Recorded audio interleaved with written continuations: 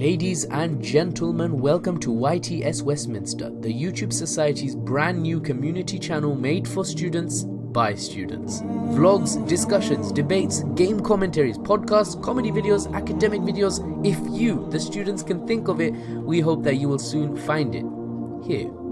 This will be the community channel where we hope individuals and even entire societies from our university can come together and display their content to the student body. Grow your passion, let others know about this channel, build our community, and share your message with the world. This is YTS Westminster, where the whole is greater than the sum of its parts.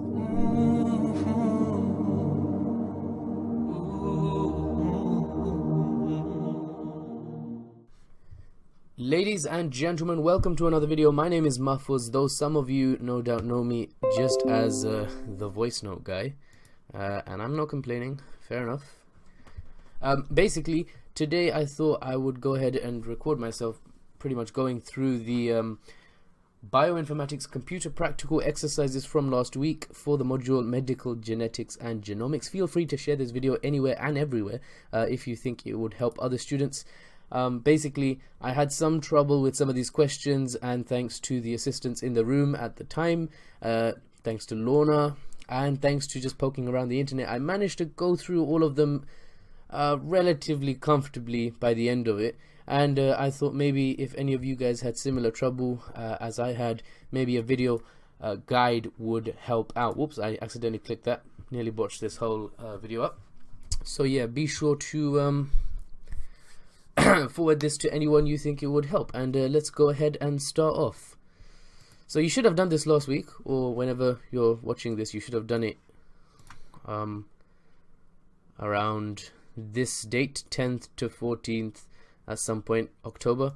But yeah, for clarification, we'll go through this, and if I make any mistakes, you guys can comment and tell me what I did wrong. So essentially what this was, this computer practical exercise was to that was too many was's in one sentence. What this was supposed to do, I'm guessing, is make us more comfortable using programs NCBI's nucleotide bank BLAST and its very powerful search engine that uses American databases, I think, to match sequences up with known genes or segments of genes. You need to know about primers, and oh, this is the answers page. So there we go. So the answers have been put up, I think, by Lorna herself.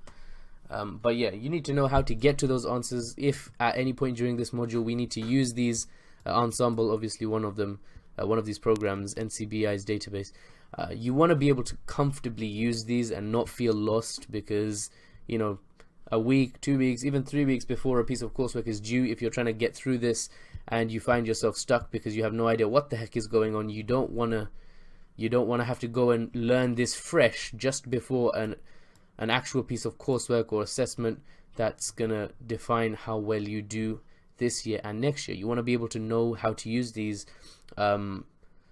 programs well in advance. So I think that was the reason we went through these computer exercises, and that's the reason I'm making this video. So let's start off. Number one, go to Ensemble. I've actually got it up here already, I think. Oh no, there's not Ensemble. Oh, Ensemble. Yeah, apparently I forgot to go to it. Oh, stupid. Okay, we got this ready. Go to Ensemble, run a search for adenosine deaminase in the human GR chapter 38 part 7 or page 7 assembly. Okay, so we go to Ensemble. We go to human and type in adenosine deaminase. So this is basically going to be like a walkthrough. I'm basically talking through what I'm doing, and hopefully that clarifies it for you if you were confused on how to do any of these steps. So we've gone ahead and searched this, and you'll come up with many different variants of the ADA gene that codes for the ADA protein. You're going to go ahead and restrict the category to gene only, and you'll see here a different list has come up. An ADA human gene has come up. You'll notice ADA T1, ADA D1. These are all segments or splices or transcription variants, basically, yeah, of the ADA gene, of the adenosine deaminase gene. But this is the base one. This is the full gene that codes for the full enzyme, I believe. So we're going to go ahead and click on this one. This is the one we're supposed to find. Scroll down until you find the human ADA gene. Yes, we found it. Be careful, there are lots of pseudogenes and partial sequences. That was basically what we saw there. We saw a list of all kinds of ADA variants. You don't want to accidentally click those. How many transcripts does this gene have? Okay. Let's see. It has 9 transcripts. So that's where you can find this answer. This gene has 9 transcripts. Am I recording? I am recording. Just making sure I'm recording. So now we can move on to the second one. And actually, let's run by our mark scheme. Yep, 9 is the answer. So we know we're doing this right. Question number 2. How many of these splice variants are reported to be removed from cells through the mechanism of nonsense mediated decay? Now, I don't know anything about mechanisms. I don't know anything about splice variants being removed from cells. Nonsense mediated decay is very much nonsense to me. It makes no sense at all. But I know that these are the lists that we're looking for, and nonsense mediated decay, as you can see, there's 2 of them here, so that's going to be the answer. 2 of them use nonsense mediated decay in some way, and so the answer to this should be 2. Indeed it is, so we can move on. We know we're on the right track. We know we've found the information in the right place, so we can carry on. What is the size in amino acid residues of the smallest of the splice variants that produces a protein? Okay, so these are the variants, these ones. They code for proteins, and AA stands for amino acid. So this one's 363 amino acids long. It says protein here. This one's 339. This one's 75. Now going back to the question, in amino acid residues, what's the smallest one? This is the smallest one, 75 amino acids long. ADA 007 is the James Bond ADA, and I think we'll see in the answers that's the answer, 75. Tomorrow never dies. Sorry. Question 4. Go to the NCBI website. Alright, we've got it here. I think I can exit Ensemble now then. Yep. And choose, I think it's supposed to say choose, it says chose, the drop down nucleotide database. So you could have gone to PubMed and then click the drop down, but we can just click this link, which will take us straight here. Out of all this, you're supposed to click on nucleotide, as it says here. Drop down nucleotide. Search for adenosine deaminase here. Okay, adenosine deaminase. There we go. And it comes up with all kinds of genes that match that search. The first and third results that come up might be human codes. The first for mRNA, the third for the gene. So that is true. We're completely on track because it matches what that description was. Human adenosine gene is number 3, and the first one, human mRNA for ADA. So we're right about that as well. So we know we're on the right path. Have a look up and down the list. See what your search generates. See if you can play about with the categories on the panel to the left to restrict search output. And it also says at some point, I missed this out, sorry. The second might be a mouse sequence. It is musculin strain. So that's probably a mouse gene.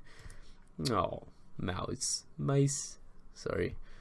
But yeah, we can play around with the species on the side here. As you can see, bacteria. There's 221,000 results for bacteria. So if we click that, basically it's making us comfortable with the use of this program. And so you can tell if you click that, it comes up with the ADA genes and variants of the gene and segments and pseudogenes for the bacteria. If I click on another one, it will add that to the list as well. So now I'm searching for both bacteria and fungi. I can add plants. So I don't know when this would become when this would come in handy, because I haven't checked the module and what we're supposed to do for coursework. But you know, if you're looking for just bacteria, for example, viruses, and you don't really care about animals, plants, humans, or fungi or anything, you can click bacteria, viruses, and just those two will come up. So it's a pretty interesting, pretty useful utility to have. Okay, open both the gene ADA complete and the mRNA search results in new pages in your browser. Okay, so I'm gonna go ahead and click animal. and unclick bacteria and also unclick viruses so that we get the ones we want. Human mRNA, I'm going to press Control on my keyboard and click that. That's going to come up on a new tab. Control on my keyboard and press this one. That's the main gene. That's also going to come up on my computer screen there. And we can go back here to number 5. Note down the accession numbers for both the gene and the mRNA. Now, correct me if I'm wrong, but basically the accession numbers are like the unique barcodes for the genes. These genes all have unique barcodes that tell you exactly what gene it is, so you can track it. You won't get lost because it's a sea of genes in here. You know, I type in ADA, flipping 10,000 results come up. You want to know exactly which one you were looking at in case you want to go back and look for it again. So this is the barcode for the gene, or the gen bank number here, the X02994.1. That's the mRNA one. And for the human ADA gene, it's M1379.2.1. I think if we check, that is the answer. There you go, X02994.1, M1379.2.1. So we are looking at the right place. That's where you find the barcode. This is the barcode of the gene. Obviously, it's not called a barcode, it's called the accession number. So keep that in mind. Question 6. Go to the gene page. Okay, here's the gene page, I think. Yep. Scroll down it and you will see lots of text information about the gene. Can you see under features what chromosome the gene is on? If so, make a note of it. Okay, so this is showing us how powerful this kind of search bank is. We found the ADA gene. It can give us a lot of detailed information about the gene now. So if we go to features, we can read off all kinds of stuff. So if we go to features here and look down this chain of information, let's see, cap, alternate, EC, codon, start.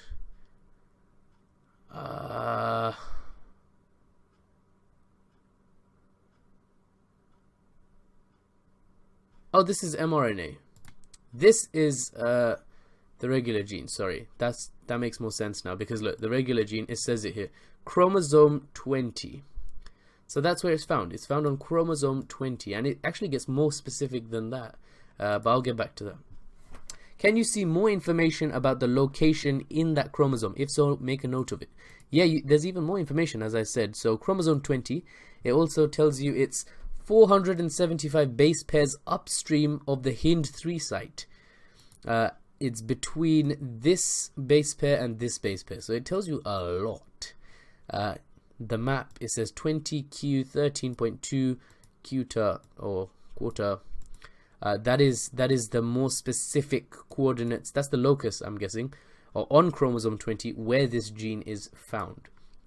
So that's where you find that information. Can you see any information about changes in the gene that lead to immune deficiencies? If so, make a note of them. Alright, so if you keep reading this, here we go, variation, here we are, immune deficiency dysfunction. How do you get it? Here, G minus 3250 base pair C in 1, GC in 2. Now this sounds like gibberish, and it is gibberish to me. I'm just making a guess here, but I think what it's saying is base pair should be C in the regular variant, and it's instead GC in the mutation, which leads to immune deficiency dysfunction. Now, someone will correct me if they're watching this video and I'm wrong, but from what I'm gathering, I think what it means is you get this extra G, because these are base pairs, C, G, you know, these are all base pairs. You get this extra G, and it leads to immune deficiency dysfunction. So that's like a single nucleotide inserted into here causes this mutation slash polymorphism. I'm not sure which one it would be, but that's the thing they're trying to get you to make a note of. And that's it. Before we go on to the next one, I'm going to go ahead and check the answers. So, can you see information about the location? Make note of it. Chromosome 20, as we said. 20q13.2, that was the more specific location found here. Chromosome 20 and then there, 20q13.2. And if we look at the answer here, basically this 20, if you see on the questions, this answer is actually, I think someone made this mistake. This should be here. This 20 is the answer to this. Can you see under features what chromosome the gene is on? It's on chromosome 20. This answer should be here. And the answer to question 8 has been omitted from the answers as far as I can see. But the answer should be change in base pair from C to GC. That's what I'd say at least. Question 9. Can you link out, actually let's do it on here. Can you link out to the protein product of this gene? What is its accession number? GenBank, and then it's left use in a space. Okay, so this is how you link it out to the protein. On the right here, you've got all kinds of stuff. It says protein here. Protein sequence from nucleotide coding region. So we're going to go ahead and click that on the ADA gene, mind you. And it should take us to the protein ADA. This is the protein ADA here. Adenosine deaminase. That's the GenBank code. Once again, the accession number, or in my head, it's the barcode of the gene, or in this case, not the gene, but the protein itself. AAA 787911. And if you check the answers, that is the answer, AAA 787911. So we are on the right track. Question 10. How many amino acids does this protein consist of when wild type? So we've got this protein now. You need to be able to look at this page and say, oh, I know all kinds of stuff about this protein now.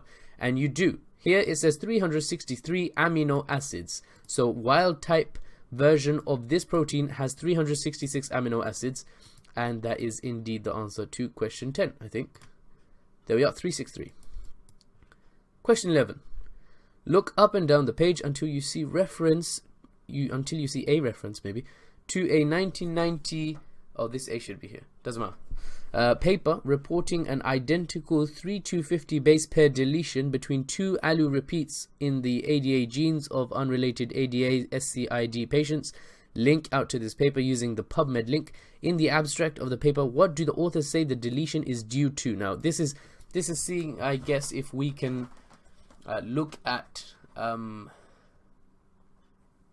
okay, this is seeing if we can look at how different genes have been reported on, news about each of these pieces of information, news about these genes.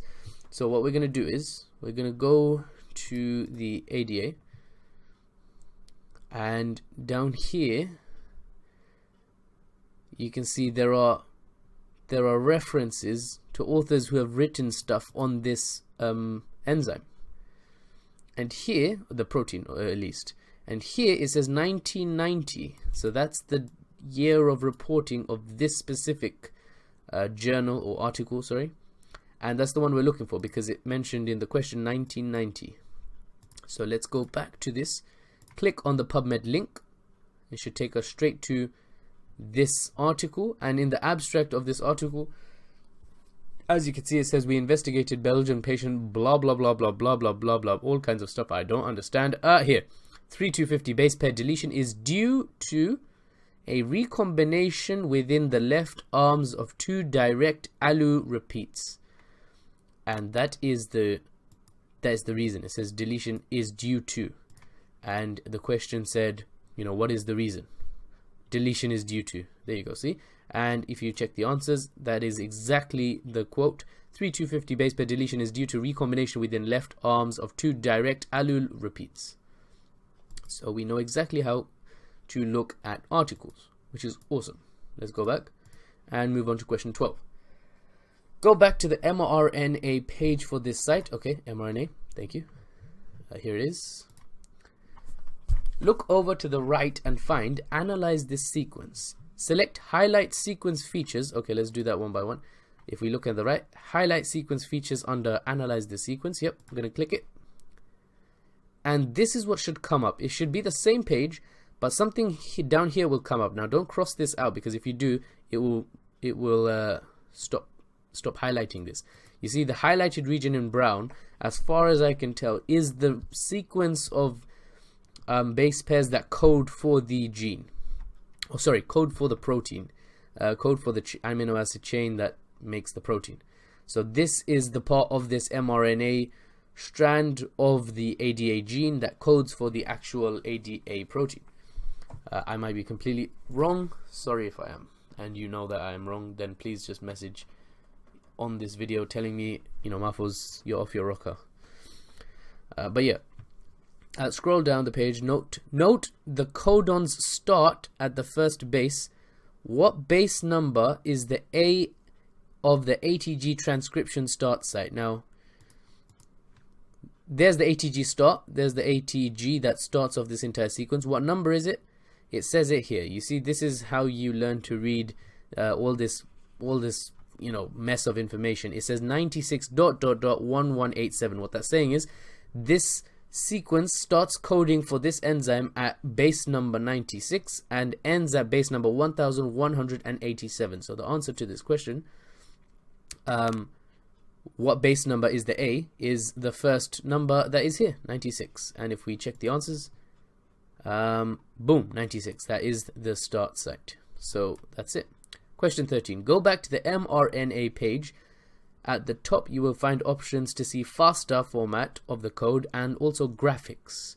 Go to graphics and look at the picture of the region. Okay, so we can press cross on this to get back to the base mRNA page. We can click graphics up here. And boom, it should give us like a visual left to right. Yeah, there we are. Chain sort of thing where we can see the exons and everything. Now that we see it, we can go back to the question. Move the mouse over the exons to see information about each appear. What is the length in base pairs of exon 5? So this tells us it tells us all kinds of information. What we're interested in is the exon length of exon 5. So let's highlight exon 5. When I say hover, when it says hover, all you have to do is just put your mouse over it and not click. And there you go, exon 5 comes up. Location, blah, blah, blah. Length 116. So it's 116 base pairs long. And if we go to the answers, yes, it's 116 base pairs long. That is the answer to what is the length in base pairs of exon 5. Question 14. Now view this mRNA in the FASTA format. Okay, so we are viewing it in the graphics format. I'm going to go ahead and click back to this page. We can cross this out, sorry. Back to the mRNA page, don't get lost. And press FASTA. What this does is it compresses everything, basically leaves information only on the genetic code or the sequence, the base pair sequence for this mRNA. Very simple. Now that we have that, we can carry on with the question. Copy the code, okay? Sure, so just highlight it all. Control C, or you can right click and press copy. Same thing. Go to BLAST. So you just type in BLAST, literally, on Google. And what it'll come up with is this.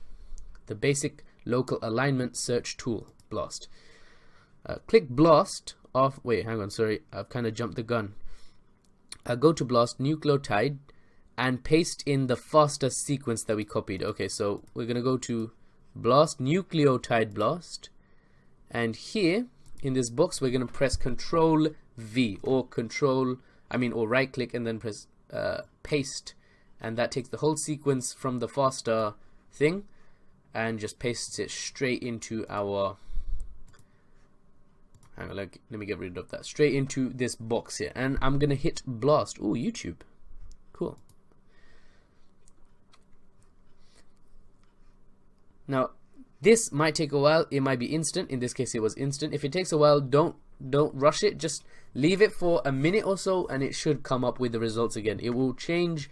The time it takes to work through that will change depending on what time you use BLAST, I think. So yeah, it comes up with this huge list. Now, what this list is it's basically taken the mRNA sequence that I sent off, and it's given me a list of everything that matches my my request. Any gene that matches my request, I should say. Okay. Click BLAST. Yeah, we've done that. And look at what the search returns. Hopefully human ADA. Yes. Yes. Lorna was so excited probably when doing this, when showing us this. Okay. Which is great. Yeah. It has come up with human adenosine deaminase. So I've taken the mRNA sequence, put it in, and it's brought back the ADA gene, which means, you know, we're doing exactly what we should be doing. I just put in a sequence of letters and it came up exactly with the correct gene or the correct sequence that codes for the enzyme ADA, which is awesome. After human and gorilla, in what species is the next most closely matched sequence of ADA, basically? So you need to know how to use this list. So this is giving us the closest matches to the mRNA sequence I sent off. 100%, 99%, 99. Some of these say predicted. I'm not sure why they say predicted. I'm guessing because the sequence matches these results, but these animals may have not fully got their genes sequenced or something, so you're just predicting it. I don't know, but as you can see, after humans is gorilla, gorilla, gorilla. I'm guessing a wild guess that's going to be a gorilla gene. But then this one is the one we're looking for, because it says after gorilla, what is the next animal? And basically Pan panicus is the next animal, or Pan paniscus. Now it says English, not Latin, so we can't just put in Pan paniscus, but the point is you can just take Pan paniscus, put it in here, and it should bring back a search result, and there we are, bonobo. So the bonobo is the next animal on the list. So the answer to the final question of this section is bonobo, and let's check the answers. Bonobo is right. And so that is it. Till next time, take care, have a great day, and peace be upon you.